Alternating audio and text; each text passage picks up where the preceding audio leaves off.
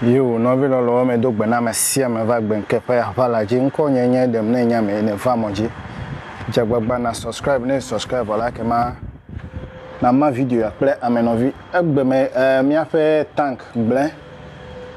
Tank anyi ya ma kpoda mi a fait tank. A fait tank anyi ya ele kpoda de aya ma. Aya ma tank me tank vio tank gain. E kpoda de tank ma. Ta tank de egble alabe wa seda machine on le didi le fumada he tank egble e ya nyema over de no de go na mi akponu tutututu le tank wo ele dududo na ekpo gakpo yare akpo ebe menyenu vie jode ji o ele mekpo echi yomi lelele amedo kole nu da ma nyemele ya zan kole nu da ya o ya nyemele ya zan kole nu bubu de ke wo be nu nyanya ble lele yi magble na obo me le filter lele re main tap ejema o me le filter ele nu opo switch o nya o me le filter ele me kpo dare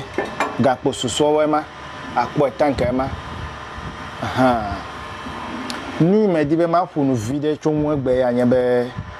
mi ko kim na ya le no meto ha de be ya le popo wa da le to trotan ni me di be ma funu ya nya be gai me mi no chinu chomi afa to mere dolele vivo ma bo ekpo da de gai me mi no atadi tu la tie di tu pejire dolele vovo mi bo fifie mi be gakpo mi akple gakpo acha ya ta mi le cancer ple to wole ya ta mi le kidney ple to wole ya ta mi le dolele vovo manya ta wole ele gakpo okpo dare ye yo cover dem akofia fifia ami okura me kpo jo am wole do me me yo va throw machine ona mi me kpo jo o pe gakpo wonya ele kpo ye yo ko dema ye yo ko de gomede ya nyima wa me fa ya otro ekpo dare wa me fa ya otro ta ya enyi kakaka bazwe hele anyigbaji le fi ekpo dare ya enyi kakaka ovale fma ele ekpo dare gakpo ye ya de ya enyi kakaka ova trozu nu flale ya ya nyima ne le fu ano nko se nko da gakpo ema okay, maybe I'm here to presebe na elechi ya ya pe chile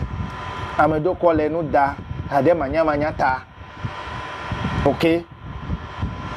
yo le toto mi ape pipe yo me le toto le gbogbo mi ko leke mask de mi ko mask ye na chi mi le vai le kukule pipe to yimi le kukule nunu na mi akotcho de pipe onu to na mi acho na mi akpo bere edi kamia kpo le mask hu nu ta me yo mask enyebe ne me ganye mask okra che de di de tifu ekpo dade ne na kpo be che de le ko le filter na mi afa mi le nu mi be pipe mi abe mi le nku mehu vonku mehu bode mi na mi akpo menwere mi na mi aka menwere be ku vuvu ma va no mi awo sodium fluoride yo no chie me de me gbo nya vai me fia no chon vai bo he ya de do ma he ya na be no le nyinyi si be kpoga kpo mera ameda trombia se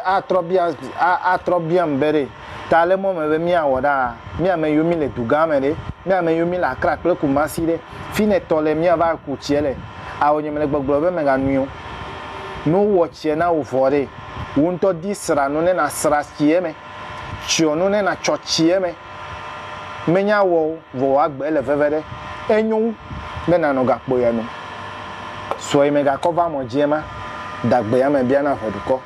no vi lo we mi anokale